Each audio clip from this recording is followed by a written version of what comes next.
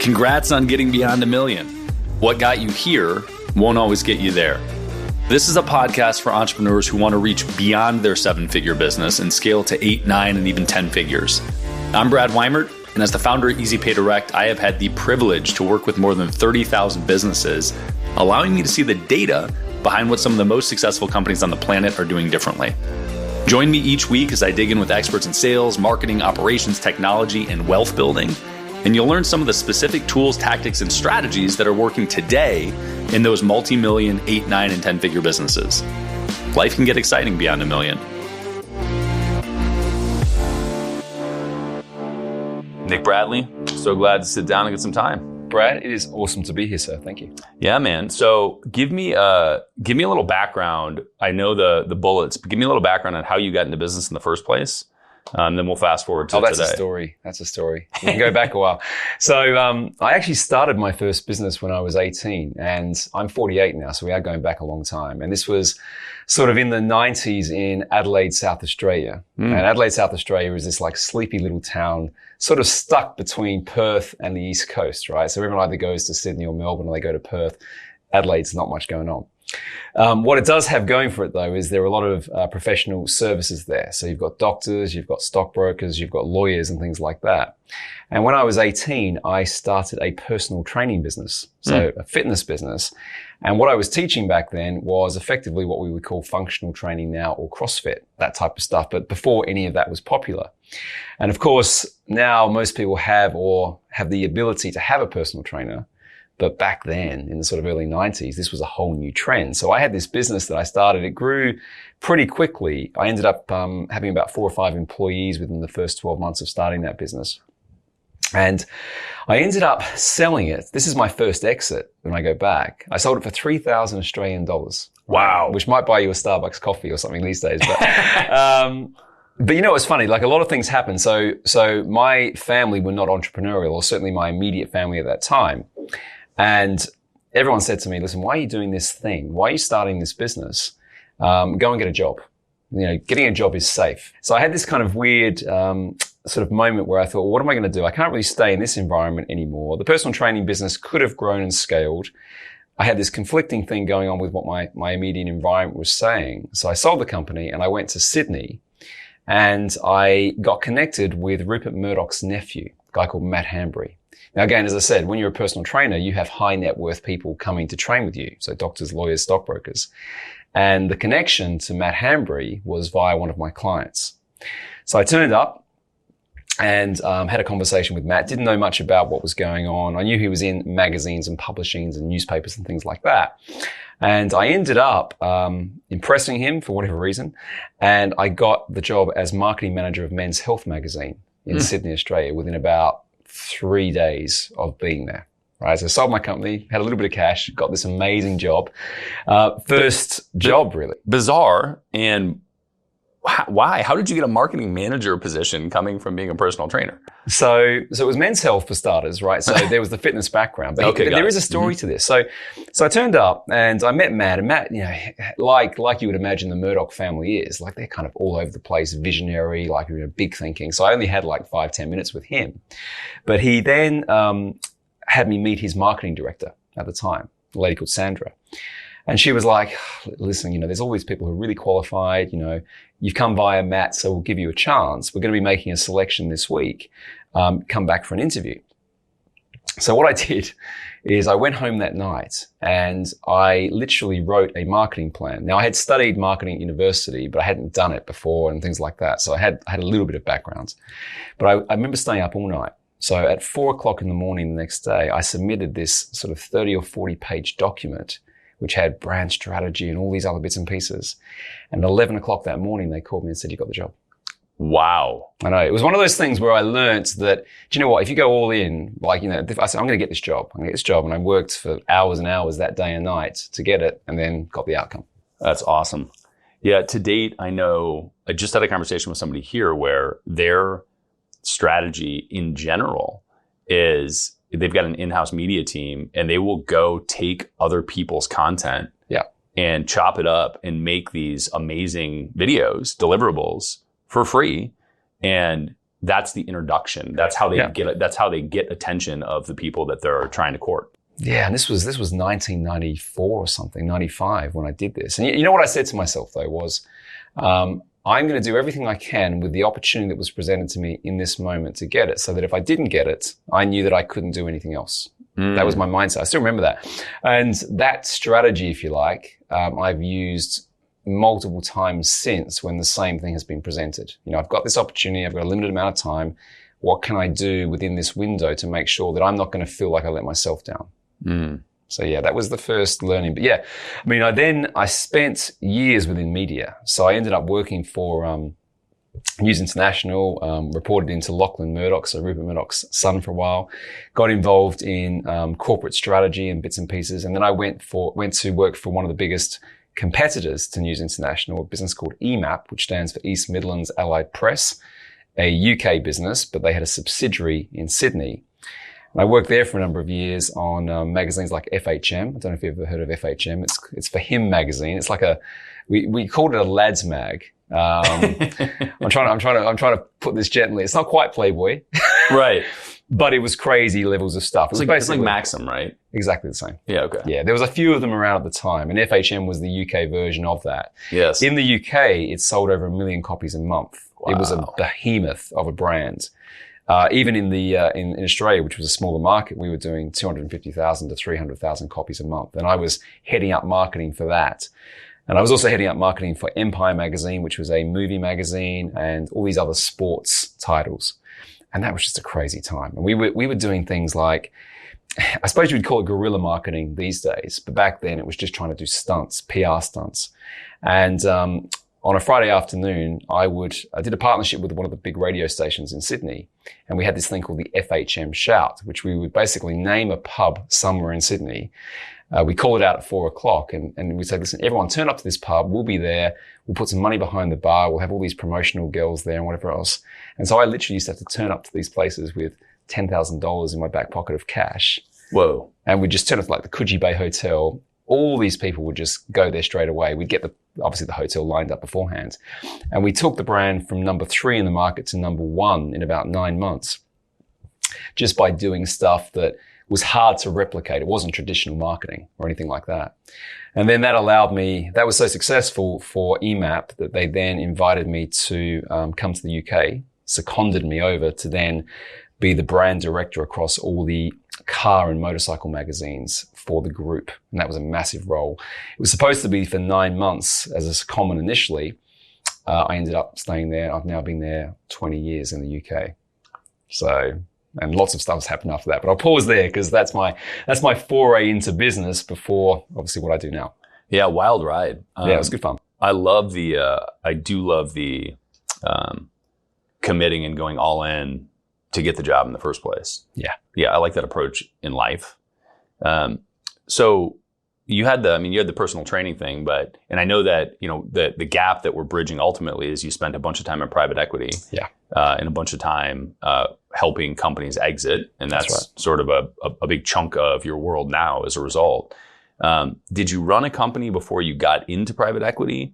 Was it always working for larger institutional companies before you did that? It was always institutional. So I ended up going from marketing into corporate strategy. And it's interesting now because I talk about this quite a lot. If you want to grow and scale a business quickly, the two things you've got to dial in is obviously fantastic marketing and the ability to do joint ventures and acquisitions. And if you can do those things within a certain frame of time, that's what we do in private equity, dial those two. We call them acquisition strategies generally because you're bringing in revenue and profit from those different plays. That's how you scale. So marketing to acquisitions wasn't that much of a leap because you've still got to go out there and look at the market, look at kind of different things. It's a very strategic approach. So I went to do a heap of acquisitions with EMAP. Then I went to Getty Images after that and did something like 47 acquisitions while I was there because that business was all based around acquisition at the time. Then I went into private equity and basically worked on over 100 portfolio companies. Going in, I was the CEO multiple times, like interim CEO, doing turnarounds, scale-ups, everything that you can possibly imagine. But my whole remit was to be able to take a business from a position where it was either doing well but needed to accelerate, or it had been invested in, it was failing, which is equally as bad. It was underwater from an investment standpoint, and my job was to get it back to baseline and then obviously accelerate that growth after that. So you did a bunch of acquisitions as sort of an in-house person doing acquisitions. That was the strategy role. Got it. And when you were doing that for larger companies, were you sitting in as CEO then? Were you a part of the sort of integration process then, or was it not until you got into PE? Yeah, I went up to relatively senior levels within the media business. So I was running divisions within those companies. And for context, EMAP at the time was the second biggest consumer publisher in the UK and was a FTSE 100 company. So it was a publicly listed, publicly traded behemoth and doing crazy money. In fact, I was involved in the exit of that business in 2008. It got broken up into private equity, and this was kind of my first step into private equity. And that was a 10-figure exit. That was just under $2.1 billion. And so I was involved in the positioning to some extent. When it's a big business like that, you just get involved in management presentations and part of the exit strategy. But it did teach me a lot of the stuff that I do now came from that experience because there was so much money at stake and so many different egos at stake and everything else. So I did that. So I was senior management there. Then I went to Getty Images, a similar sort of thing. And then after we exited Getty, and that was another 10-figure exit, I've done 3 in total. Then I started to work more with the private equity firms, going in as a CEO or an operating partner. And we can define what those two things are. But effectively, it's the person who is not just managing the spreadsheets. You're managing the people, you're managing the process, you're looking at the business strategy. So effectively, I've been a CEO now, I think 7 times officially. But I've been involved in board and advisory and all that sort of stuff around that for over a decade. Can you give me an idea of, for context, the size of the companies that you've sat as a CEO for? Yeah, so I have, in terms of revenue, the biggest that I've sat on is just over $100 million. The average, if you went through that, would be, they're all 8 figures, every single one of them. Everything ranging from around $15 to $20 million all the way up to about $50 million. And what about team size? Biggest team that I've had is 480. And what's the smallest? Smallest, digital business, about 15. Yeah, awesome. So the range is interesting. But one thing I will say is that having now done a lot of research in this space, I found that there's 2 types of entrepreneurs. There might be more, but certainly in my frame, there's 2. You've got the ones that are great at starting a company, and they normally get it to a certain level, and then they struggle to take it to the next level for lots of reasons we can talk about. And then you get people who are good at picking up the creativity and the foundations of someone like that and then taking the business on. And I was definitely that person. So I wasn't, even though I started a business when I was younger, I don't think my superpower is starting. It's taking the foundations and then elevating and expanding them to the next level. Yeah. Well, I really like understanding the context of headcount in particular, because obviously the role of a CEO at 400 people is slightly different. Very different. Than at 15 people, right? Yeah. But it's a fascinating story to me because, and there's critiques around PE for this routinely, where they put money in and then they send somebody in to operate the business. And the entrepreneur that was previously running it or is running it is like, the fuck is this clown doing coming in trying to run the business, right? How do they think that they're going to be able to run the business? And very often you see PE fuck that up. Oh yeah. I mean, routinely, just in the last 3 days, I've had 2 different friends that I found out they sold their companies in the last 2 years. And then PE came back to him and said, hey, so can you buy this back? Yeah, it happens a lot. And the reason for it, and one of the things I've done over the last, I think 3 years is try to demystify private equity a little bit. So on my podcast, I've been talking a lot about, this is what you need to know as a business owner or a founder, but also these are some of the things that they don't get right versus the things they do get right. And it's changed a lot now, but what I would say is that there was too much emphasis put on the financials. So you look at the profits, the EBITDA as we call it, you look at the revenue, you look at other metrics in the business and you think that's a great business, right? And I'm sorry, so you mean that there has historically with private equity companies been too much emphasis on financials? When they assess the company. Got it. So to the point of you saying about, a couple of founders get the opportunity to buy their company back, it happens more than you'd like to know. And the reason for that is the assessment on the acquisition has been done financially, but it hasn't been done operationally or culturally. So therefore, the things that actually make the business work, people, process, culture to bring that in, values, how things get done around here, those things are not assessed well enough. And of course, if the founder has been the cog of all of that, and then they're not incentivized or they're pissed off or whatever it ends up being, then all of that thing falls down and the business goes backwards. So I would be sent in. The reason I know this intimately is I would be sent in after that had happened quite often. And Nick, can you just go in there and just get this thing back on track? And so I would have to go in there with a playbook to be able to do that. Yeah, I love this. This is great. And obviously, PE works very, very well, very often also. Well, yeah. I mean, to your point, just to make this known, that, because I asked this question a few times actually about where is the sense in firing the CEO, the founder? Where does that make sense? Because, there's high risk to that. And a couple of the bigger private equity firms that I've worked with, the most successful ones, say, yeah, on the face value, it looks like that. But if you look at the numbers and if you look at the research, there's more success from changing out a founder to a scale-up CEO, right? There's more success in that strategy than there is the risk of the business going backwards. Even though it may look like a dip first before you get the growth. So yeah, but I suppose logically or emotionally maybe kind of feels weird. Yeah. Well, I think emotionally, yes. Yeah. Right. So you were high up C-level running divisions. When you moved over to private equity, what made you feel comfortable stepping in as CEO? The first one that you stepped in to run, were you confident in your ability to do that? Or did you step in and think, shit, I don't know. Let's see how this goes. It wasn't, what's the saying? It wasn't my first rodeo. I had good, I suppose, training both at EMAP and Getty. And by the training, I mean training in the job by mentors and things like that existed in those companies. And also sort of formal training, like they would send us away to business schools and all sorts of different things. So we had the theory, we had a fair amount of the practice, and you had to have that because I was running these large divisions with a lot of pressure and accountability on the numbers.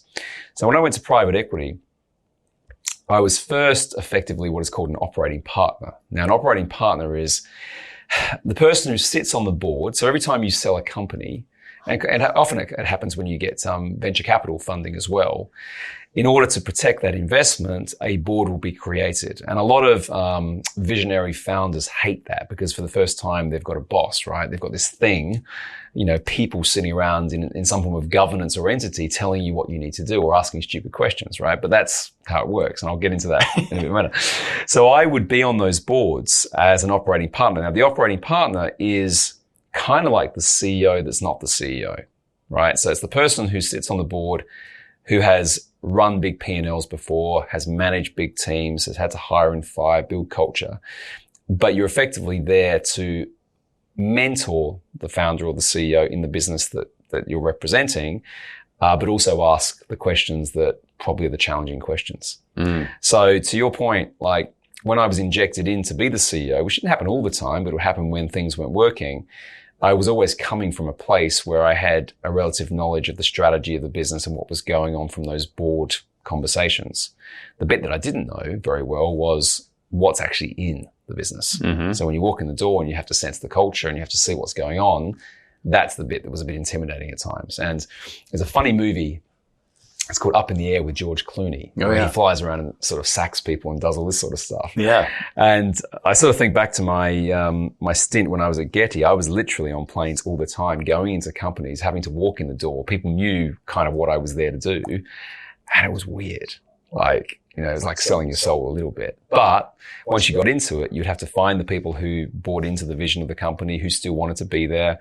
You'd have to restructure around those people, right? And quite often, you wouldn't have to make too many changes to leadership or management because you'll always find some good people in those organizations who want to keep doing what the company was doing. Other times, if there's a lot of loyalty to the founder, the people who've been there for the whole ride, you'd have to change them out because they just couldn't get back to emotion. They couldn't get away from the fact that there was so much change. And that was then distracting their ability to be able to drive the next phase of growth in the company. Sure. Yeah. How big was the first company that you effectively came and sat in? How many people were you? That was one of the smaller ones. That was around about $20 million of revenue, making around about 7 million profit. So it was what we call mid-market private equity. And that business had, I'm trying to think back now, it was a while, about 150 people. It was a service-based business. So still quite a lot. Right? Yeah. But in different types of private equity, mid-market private equity, normally check sizes, which are normally around $50 to $250 million. But this was a smaller entity that they were trying out, and they wanted me to go in there and fix it up. And I left that business. We almost doubled it. Not quite. But yeah, and that was about 3 years, just by changing what they were doing. Mm. Yeah, it's fascinating. The whole thing is, and we were talking before we turned the cameras on, effectively, maybe, possibly. Yeah, that's right. About today, you sort of teaching these things to entrepreneurs to think about that world. And I want to get to kind of today and what you do and how you go through some of that stuff. Why did you leave private equity? Yeah, so this is all right. So and give me the stats too, because you've got some fun numbers around what you did while you were in private equity. Yeah, I'll start with that. In the course of, I suppose, my professional career, which bridges both corporate and private equity, it's 117 acquisitions.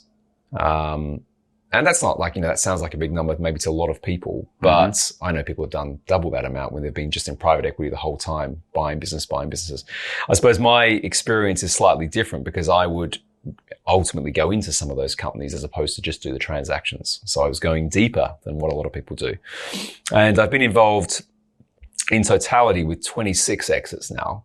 And 3 of those have been 10 figures. The last one, which actually was the catalyst for leaving private equity, was a business we sold in 2017, 2018 for $2.3 billion. And that was an education technology company that was sold to Blackstone. And interestingly, with that one, I was the CEO of the international division of that company before the exit because it was owned by another private equity firm. And I was brought in to manage the international integration. But that was a massive exit. I mean, that was we sold it for 14 times profit. The expectation was going to be 10 times profit. And when you're dealing with those sort of numbers, that difference of 4 percentage points in the multiple is hundreds and hundreds of millions of dollars, right?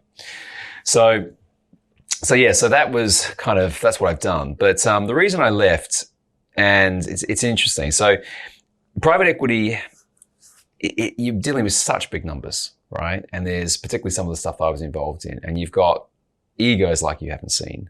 Right. And when the numbers, like, a private equity partner might get a bonus of $100 million, right? When a deal gets done, right? Or something like that. So you've got lots of money and power at stake. And for a period of time, I was quite indoctrinated into that world because it's very intoxicating, right? The money's good, the power's good, all these sort of things. But after a while, you start to see cracks and chinks. So even the richest people that I've hung out with, ultra high net worth people, a lot of the rest of their lives are falling apart, right? And the people that they are and how they're showing up, I thought, do I really want to be that sort of person? So that was the first thing, right? Second thing, when I was doing this deal, this last exit, there was so much power play between the people on the board.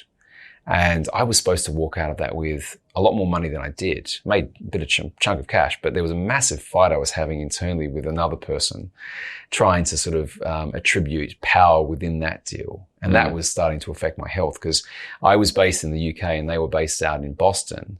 And they were closer to where everything was going on. And there was stuff being said and I wasn't involved. And I thought, God, this is really starting to stress me out now. I need to move over there. And I just had a daughter being born, my second daughter. All this was going on. But the real catalyst was this. I mentioned beforehand when I started my first company back in Adelaide, Australia, I didn't have any entrepreneurs around me. And the reason for that is that my dad left my family when I was 2 years of age. He left, marriage breakup, that sort of stuff. And there was a lot of instability when I was younger. So my mum was married multiple times. My father influence, if you like, was my grandfather. And he was the guy who was saying, listen, just get a job. Mm-hmm. Anyway, my father comes back into my life about 24 months before we closed that big deal. Oh, wow. So 30 something odd years. And had never seen him talk to him? Never. Oh my God. Now, lots of things go on here, right? So first and foremost, he's a very successful entrepreneur. Oh, crazy. So before he was 40, he was a millionaire. He had this set of jewelry shops in Melbourne, Australia. And he lost it all because there was a bombing, right, of the Turkish consulate in Collins Street, Melbourne. This was in the 80s, I think. And of course, you don't get insurance for terrorist attacks and stuff like that. So he lost it all. So in his 40s, he had to then build himself back up. He ended up being a sales director for a friend's chemical company. Had the opportunity within that to effectively distribute in Australia this environmentally friendly pesticide because his friend didn't want to do it. So he said, I'll do it. And this was before environmental stuff was a big thing. And effectively became a millionaire again in his 50s. Right. So this is, and I didn't know any of this. I'm thinking, God, this is maybe where my entrepreneurial thing comes from. So anyway, within that couple of years of him coming back, we had this amazing trip where I was in Vermont running this ultramarathon, and he came out and crewed for me, and we went fishing and all this sort of stuff. Finished that trip in Cape Cod on the beach, said goodbye. My oldest daughter then was around, 5 or 6 years of age, all this sort of stuff. The next day I see him 9 months later was the day before he dies of cancer in hospital in Melbourne. Oh my God. All of this happened, and this is when the deal's getting closed. And around that time, I went to bed. I remember I was super stressed. All this was going on. I'm having all these conflicting emotions as well as everything else. And I literally broke the 2 right molars on the side of my jaw. I went to bed one night, clenched down so tight that I cracked these 2 teeth. A strong jaw. Yeah, I know. It doesn't happen very often. And I remember going to the bathroom, and this was like swollen. It was like, what the hell's going on? Went to the doctor first and then the dentist. And the dentist said, I've seen this before. It's high levels of stress. You're not well. You're not well. And I'm like, shit, I don't feel great, right? And I hadn't felt great anyway. So 2 weeks later, just by chance and speaking to a couple of friends, I ended up on a plane to Chicago, and I went to a Tony Robbins event. I went to Unleash the Power Within at the United Center in Chicago, and cried my eyes out for a few days because there were a lot of things that, when you're in that world of private equity, you're taught to act and think and be like this, right? And it's the opposite of anything that's probably like I am now, right?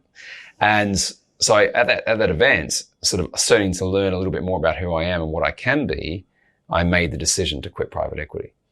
And I didn't quit straight away. I came back and did one last stint because, as you can appreciate, when you live in that world, you've got to balance the amount of money you're making in that world with, the 2 Porsches I had, the girls in private school, the massive house, right? Sure. Woe is Nick, right? but I made a decision that I'm going to change the trajectory and the paradigm, but I'm not going to let my family suffer, right? That was the thing. So I did one last stint. I got strategic, to use the term we spoke about beforehand. And, I started my podcast as a way of getting my story out to the world, but also to be cathartic for me. It was almost like a therapy session for myself because the first 30 episodes was me just talking into a microphone, right? Just telling the story. And it got a heap of traction. It went to number 1 in the UK really quickly and heaps of downloads. It was called Scale Up Your Business at the time. And the private equity firm that I was working for started to get really annoyed. I'm like, what are you doing? You're supposed to be this guy who we can control. And I was actually the CEO of a company. They put me in to be the CEO, and all of my LinkedIn profile had nothing to do with that. It had the podcast and stuff because I already made the decision. I was checked out. And I said to my wife, I said, let's build a advisory consultancy business off the back of everything I've done. But instead of working for private equity firms, we're just going to work with founders. We're just going to work with the people like my dad that created all this value as entrepreneurs.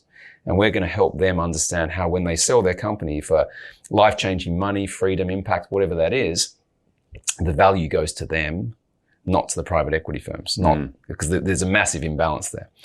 And anyway, to cut a long story short, it took about 10 months before I got called into the private equity boardroom, and they said, we want you to quit the podcast. And by then it had heaps of traction, and I had this kind of side hustle consultancy thing going on as well. And I already had the resignation letter in my bag. And I said to my wife, as soon as they call me and it's going to happen, I'm just going to put the letter on the desk. And I did. And that was it. And that was 2019. So a few years ago now. And that was the change. Just in time for COVID. Just in time for COVID.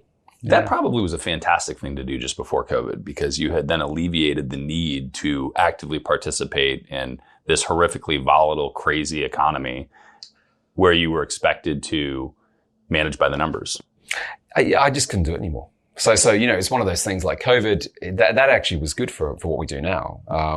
I think also because it gave, business owners time to reflect. I mean, obviously people there's lots of pivots and to use that term, but for me, I look very different. Like if you knew me 5 years ago, I was a lot heavier. I lost like 25 pounds. I was like just not a healthy guy.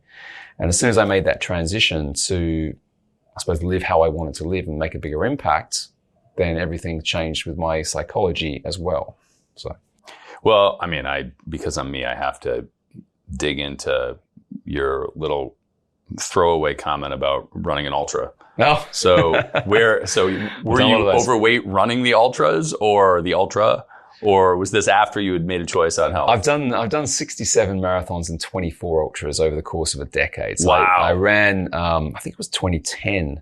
When I ran the London Marathon. And then I did Comrades, which is an awesome race over in South Africa. And that ultramarathon that my dad came to was the Vermont 100-mile race up there. I was in good shape running. I wouldn't say I was healthy. I mean, I'd run a marathon every Sunday just as a training run. I'd get up at 4 a.m. and run. And I look back now in hindsight and say I was running away from all the stuff that was going on because I knew probably subconsciously, it wasn't where I needed to be, but I hadn't sort of lined everything up. Mm-hmm. But then when everything started to sort of fall down, when my dad was sick over that year, because it took him 9 months to pass away, but over that period of time, I put on heaps of weight. Mm-hmm. And that was also when the deal was getting closed, late nights, no exercise. I stopped running altogether. And that's when I was not looking good. Got it. What's the longest run you've done? 103 miles. It wasn't supposed to be that long, by the way. It was supposed to be. How does that work? It was supposed to be 87 miles, but I took a detour. You got lost. It's called the Wunner or the Honor. It's a race in the UK, which is along the Jurassic coastline, and you have to run out. You run on the coastline. It's up and down, but you also have to run out to this island. And I got lost on the island. Ended up going somewhere else, coming back. So yeah, it was about 8 miles actually. I was out, something like that. Yeah. I've done that on a bike before where I expected it to be a certain distance and then something happened and I ended up biking for like 3 extra hours. It was like that. And running's way worse to get lost though. Well, there's also a point when you run like that, and it's good. It's a meditative thing for me as well. Like I still run these days, but it's like, you get into a state where you lose time. And if you haven't eaten enough, you haven't got enough energy, you kind of get really clouded in your head. And so, I remember just running, lost track of time. And my wife was texting me going, you realize, because she was tracking me, because you can track these races, you realize you're running totally the wrong direction. I'm like, what? This looks, it was dark as well, like you run through the night. And I'm like, what's going on? And then I realized I literally had gone to the other side of this island. I had to circle back. And then after that, I had to run, was it another 2 marathons or a marathon and a half? Something like that after that. Did you have any, in those moments, in that situation, did you have, how did you handle it emotionally? Were you frustrated? Did you beat yourself up about it? Did you ruminate around how you were going to have extra distance on this already horrific long run? Or that's a really, really good question in terms of, because I can answer that really clearly. I was incredibly gritty and focused. Didn't care. So I had a band on my arm that said, this is what you came for. Mm-hmm. So the fact it was hard or harder was like good. Yeah. But if I look back, I mean, I'm much more balanced now. I still do cool stuff, but I don't have the same psychology around that stuff.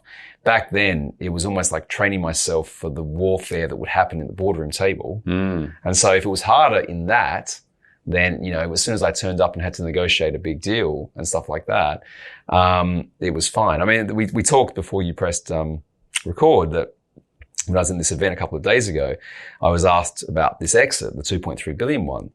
And it was funny because they said, oh, what's the biggest one you've been involved in? I said, $2.3 billion. And everyone in the room was like, whoa, boom, right? And I just was deadpan, like, well, it's just a number. And that wasn't me now. That was me, 5-10 years ago, because that's how you are. But everyone was like, they couldn't fathom the number. But for me, it's just training, right? It's what I was used to. Well, that is actually where I was going was, whether you saw great alignment or you do today between, running, but specifically endurance running and your business life, or if they're at odds at all. Like I know for me, if I'm going into endurance things, it necessarily for me distracts from the other things in my life because there's so much energy that goes into it. Yeah. Yeah. And I mean, both mental energy, but the physical, like I'm going to be exhausted afterwards, right? So, but you mentioned something I think that's really valuable, which is the mentality of it. Did you feel like they were in alignment when you were doing it? Was it an escape? I think it was running away. I think if I look back to what I do now and how I do it now versus how I operated beforehand, it's easy to say that I was more entrepreneurial than I understood, innately from my dad, right? So when I was in these corporate roles in private equity, I wasn't really being myself, right? Partly because I didn't like having a boss, but I'd have to conform. So the running, to some extent, was an escape of all that. It definitely was a running away from the environment that I'd put myself in. That was one part of it. The second part of it was, I honestly, and I still believe this, that a strong mind exists within a strong body. And I learned that from the personal training stuff that I did many, many years ago. And so I going out and doing those marathons every Sunday or running in a race, I felt that when I went into the boardroom with these guys, particularly the ones that didn't look overly healthy, might be overweight or whatever else, they might be worth a lot of money, but I had an edge in those negotiations. I'd be like, you can't do what I can do. You can't, right? Physically, and maybe that's a bit alpha, but that environment is like that. So you're not going to beat me, right? So I was training my mind to be able to perform. Interesting. But I was also running away from the environment. So there was a confliction, I think, as I look back now and reflect on it. As you reflect on it, but in the moment, it sounds like all you heard was, yeah, I'm a fucking badass and I'm going to crush you here right now. It was more that. And I can prove it because I ran 100 miles last weekend. Did you do that? So it's funny that a couple of the guys, they tease me. They call me Bobby Axelbrad. My last name is Bradley, right? From Bobby Axelrod. And from the show Billions for everyone watching. And my environment wasn't that dissimilar. I got to be honest. That's the sort of stuff that was going on. Everything was, gung-ho, alpha, bravado sort of stuff. Money first, people second, relationships not that important. So it was a competition, maybe like some sort of gladiatorial battle in many cases. Fun at the time. I mean, I got to say, and people was like, I don't want people to think, I've suddenly had this like awakening. I'm a different person. Because I'm not, right? There are elements that I've let go of, but there are elements of that world that have served me very, very well in what I do now. I don't want to lose that. And I can turn that on and be that guy again if I need to be. I just have more understanding and appreciation for where that's effective versus where it wasn't beforehand. I love it. Yeah, that's intense. Yeah. It's intense. Well, and I fundamentally believe this notion of how you do one thing is how you do everything. Yeah. And so if you create a pattern in your life, that's going to repeat itself in other areas. And so if I find a pattern that's not good it's most common for me in hiring or partnerships. Yep. When I find a pattern that I identify as bad, that I think is really not okay, I stay away because I'm afraid that it's going to ripple into the thing. Even if it doesn't immediately interact with me in the business relationship, I'm afraid that it's going to ripple in later because I can see this pattern running. That's a really interesting distinction, I think, because, I believe that as well. How you do everything is how you do anything is how you do everything. And there is a point where I think there are different dimensions to it, though. So, there are times or seasons, as I like to call them, where something has to be focused on in a certain way. You might even be out of balance for a season because that's what the season calls for, right? And the same way, there are certain, modalities of how you show up, which are going to be more effective. I think I ground myself in a certain set of values, which are who I am, but it doesn't mean I can't turn the dial up on any one of those at any one point in time, if it's going to get the result, the outcome that's aligned with what I'm trying to do. Yeah. I think as I get older and at least pretend to be more mature, That's me too. I am more aware of that. I allow that to be the case more in my assessment, and simultaneously acknowledge that it's a very small portion of the population that actually does have full control and isn't just driven by their patterns and habits. So you say, yes, you know that you can dial something up or down, but I think many people don't have that self-awareness and don't have the capacity internally to fight emotion or fight pattern to recreate in order to get to the outcome that they want. Yeah, and there's a lot of courage that needs to come into that as well. I mean, the UPW events I mentioned with Tony Robbins was my first understanding of a different way of operating, right? So, that whole overused the Matrix 2 pills thing, right? You live in one bubble and then you see the world very differently. You can't go back. Right, that was my experience over 4 days. And some people judge the stuff that Tony does as being, lots of rah and all that. And there is theater to it, right? Definitely. But I ended up signing up at that event to every single one of his programs. So the same year, I ended up going to Date with Destiny, which was amazing, and then all the other things that he does.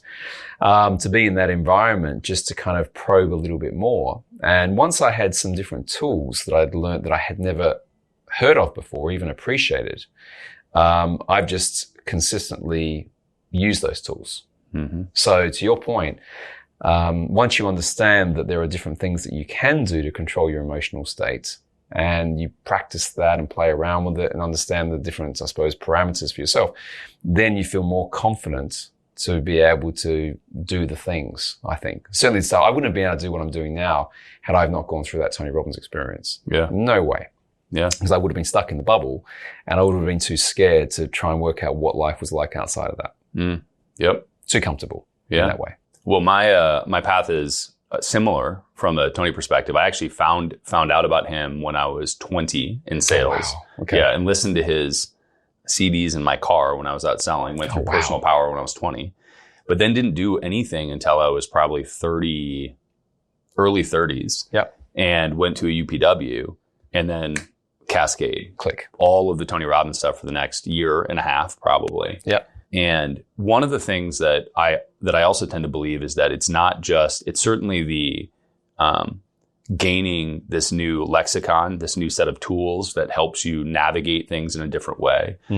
But it's also the frequency of exposure to it, right? So you have all of these different reference points that you've accumulated over time. And if you only have one, right? If you go to one Tony event, then you have one reference point. And if you do it over and over and over for a year, you're going to have a ton. Yeah. Right. And then you have all this stuff that you can pull from. And I think endurance is the same way. Yeah. So if you do one run, one marathon, okay. But if you do, how many have you done? 67. And how many ultras? 24. Yeah, you do that. Your mind goes to a different place when you encounter a challenge, try to solve a problem. Yeah.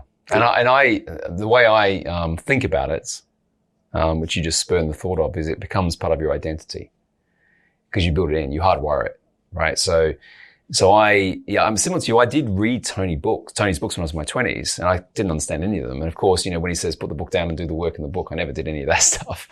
But when you're stuck in a room with 10,000 other people for 4 days, and I was there by myself, didn't take anyone with me, I was just by myself, then you start to understand it and it becomes more hardwired. And that's the only time when I actually started to put into practice the things that he suggested. And then, interestingly, just for people listening, I did everything prescriptively. And if I look what I do now, I don't do hardly any of the stuff in the same way I did when I started. I've chosen the things that work for me, and I'm much more understanding of that. And I think with the running and fitness, I have been exercising at a certain level since I was young, different types of athletics and all sorts. And I often say that that's my identity now. It will never not be my identity. So when I was, put on all that weight in that sort of 12-month period, that was massively out of my identity, which was another shift that forced me to take the action that I took. And I think it was also the shift that caused this because my mind was spinning so much, it manifested physically with the teeth thing because I was so out of congruence with my expectation of who I wanted to be. Deep stuff for everyone. But I say a lot on my show that you can't scale a business past the level of your identity. You could argue you can't scale your life past that. But so many business owners and founders that I get the privilege to work with, often it's mindset. It's ability to think differently and bigger. That's the first bridge before they can go and do these exits and all the other crazy technical stuff that I help them with. Yeah. Well, I think that's precisely why entrepreneurs gravitate towards high-performing athletes, both endurance and otherwise. That's right. But you look at, the flavor of the last few years is David Goggins in the endurance. Love that book. Right. And in all entrepreneurs do. Because the intensity and mindset required to do that has tremendous parallels in business life. Yeah, 100%. And that's why I think there is a certain degree of asking more of yourself, right? You've got to put yourself into a position of being uncomfortable, I think, often to find whatever that next level is. And again, that's a parallel back to the running. When I run these days and the events that I do these days, they're less extreme. Partly because my body doesn't allow it to be quite as extreme with knees and things like that. But it's more relaxed and focused. And I use it as something that connects me with what I used to do beforehand, but I don't feel the need anymore to push myself to absolute extreme. Yeah. Whether that changes in the future, I'm starting to think I need to have a new challenge now. I'm not quite sure what that's going to be. But it's a different way of thinking about it than what it was previously. We're living in a very similar space from that perspective. Good. I broke a bone in my foot. I did rim to rim to rim in the Grand Canyon. Okay, I know that. One side to the other, down back to the beginning. Awesome. Yeah, it was an awesome experience. And it's a 45-mile run. And about 14 miles in, I rolled my left ankle into a rock and broke a bone in my left foot. And, you're at the bottom of the Grand Canyon. So what do? You keep running. But the recovery period after that was a couple months. Yeah. And then through the year, I just did a ton of travel, and I kind of fell out of, once your baseline disappears, getting back up to a solid baseline for endurance stuff takes a while. It does. And it's painful as well. And it's kind of annoying. I was doing stuff like, there's a thing called Phil Maffetone. He's got this thing called the Maffetone method, which is, Greg Welch, the famous Ironman, used to do this, where you have to build up your aerobic capacity at the low end of your heart rate.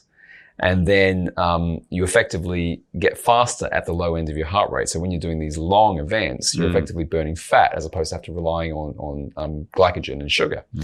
But of course, if you lose your base, right, and let's say it's 135 beats per minute is where you need to hold for a couple of hours to be able to start to build that capacity.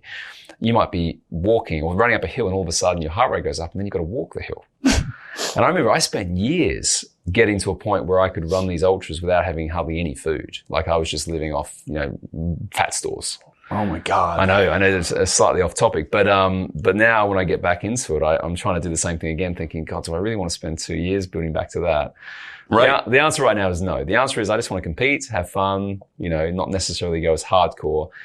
I enjoy trail running more than anything else. I want to be out there in the nature, and we'll see. But there's something up there that's going, you can do a bit more now.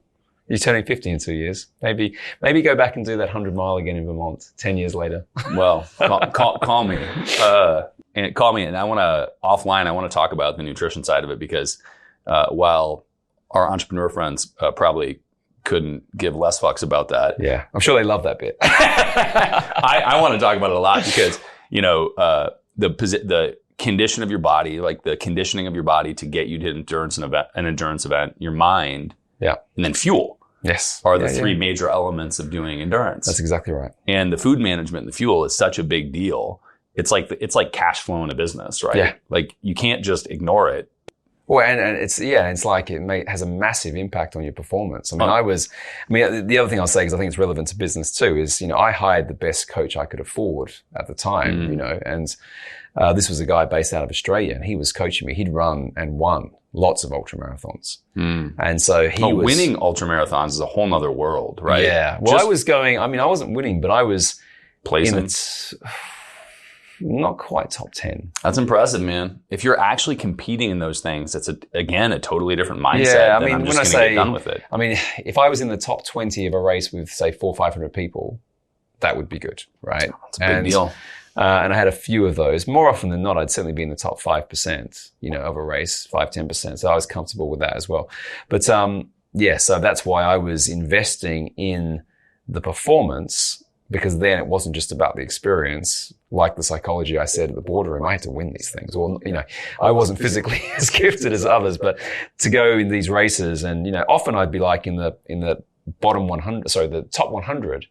And then halfway through the race, I'd work my way up to be in the top 20 or 30, and I'd be running through people, because I'd learned how to do that. But I had to get the coaching for that. I had to get the mentorship, the whole stuff that, again, is applicable to business as much as anything else. Also, best feeling ever to be in a race and then just start passing people. Oh my God. There's some stories I can tell you. When I said beforehand, there's this thing going on back here about I don't know if I can just go and do stuff. I need to be able to go and compete at a certain level. It might be in an age group or something like that, just so I have something going on. But we'll see. Well, okay. So back to, I know we're coming close to the end of time here. So let's go back to today. Yeah. And, talk about, so you spent all this time doing, acquisitions and then helping people exit. Yep. And today you're specifically spending a lot of time talking to founders, and it's typically 8-figure and up founders, right, about how to position for exit and what to look for exit. Is that all accurate so far? Yeah, very much so. I call myself these days an exit strategist more than anything else, I suppose. Exit coach, maybe if you go down that route. But I don't sell the company. I don't broker the company. I do everything in the lead up to that, which can be quite a long runway. So quite often I'll say the best time for me to come into a company is about 36 months before you want to put it on the market, if we even need to do that, right? Because quite often the stuff that I help with is getting the business so attractive and so ready. And that means internally and externally. So we're having conversations in the market, but we're not putting the business for sale. I'll elaborate on that in a second. So that an exit can happen before you have to go out there and pay a very expensive investment banker or corporate finance person. So for people who don't understand that, when you sell a company, what most people think happens is, I want to sell my company today, right? And I'm going to go now speak to an investment banker or a broker. And of course, they just want to sell the company, and they take big fees. I mean, if you're selling a company for 8 or 9 figures, those fees can be at minimum 1%, but all the way up to sort of 5 to 7%. So they're almost like getting an equity stake for because we talked about marathons, the last 100 meters of the marathon, right? The entrepreneur's built this business, then the investment banker comes in. Let me help you run across the finish line. Yeah, and I'll take, more equity than probably half of your staff have got. Yeah. Right? So that's the model.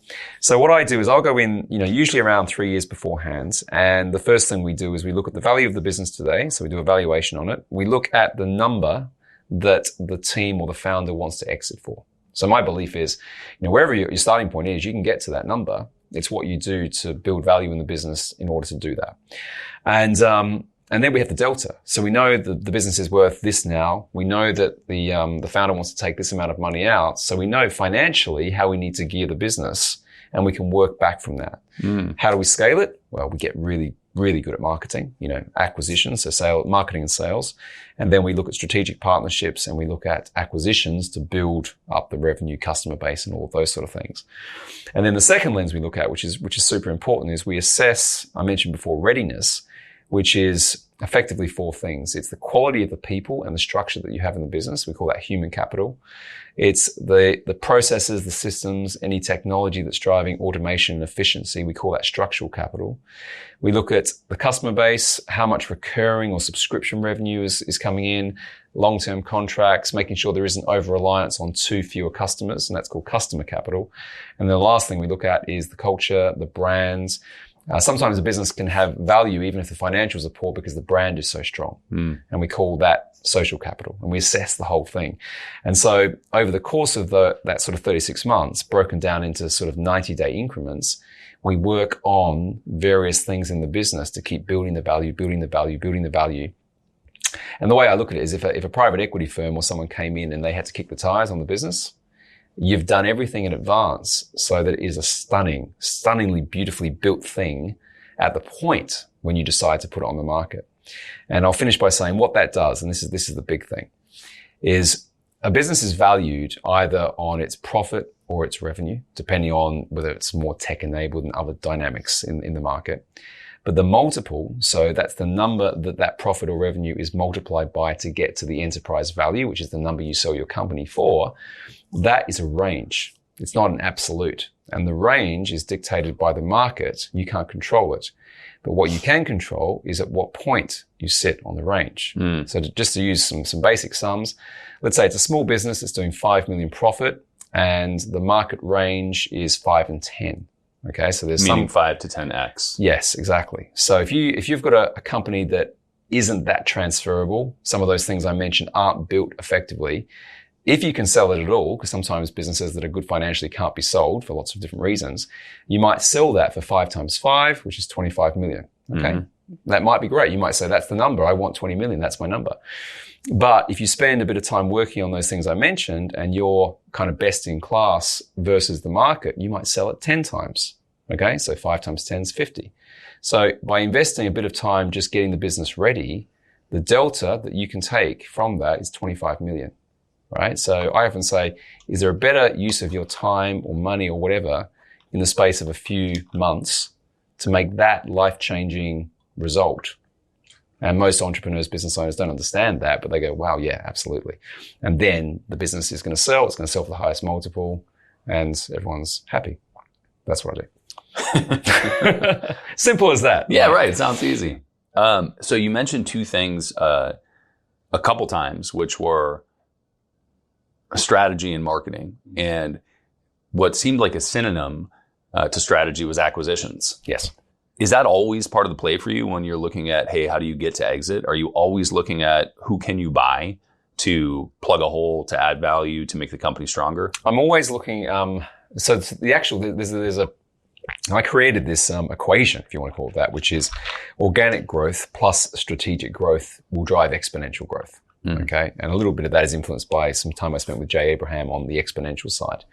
But organic growth, as far as I'm concerned, is marketing and sales. Strategic growth is acquisitions and partnerships. Now, everyone has to have really dialed in organic growth. If you're not getting decent organic growth from great marketing and sales, then you're not going to have the financials anyway. Not every business has to acquire other businesses, but they certainly have to look at strategic partnerships. And one of the best ways, I mentioned beforehand, how do you sell a business without going through investment banking? You build really strong strategic partnerships up the chain with people who have the capacity and the cash to buy you. And I've negotiated so many of these deals where, you know, a partnership is then turned into an acquisition conversation. And we knew that was going to be the case. There's a company I'm helping at the moment, which we think is going to go for about, well, positioned for about $180 million. And we're selling that to a private equity-backed business up the chain. And we started that conversation as a partnerships 6 months before it's now turned into an acquisition conversation. But that was all orchestrated.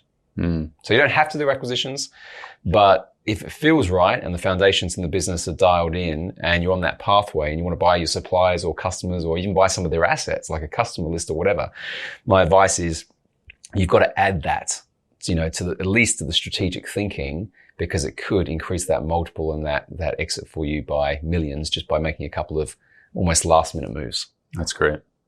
Well, I want to keep talking about this because I'm selfish and I want to learn more about it. I also know that we have to wrap. So for people to find out more about you, where do they go?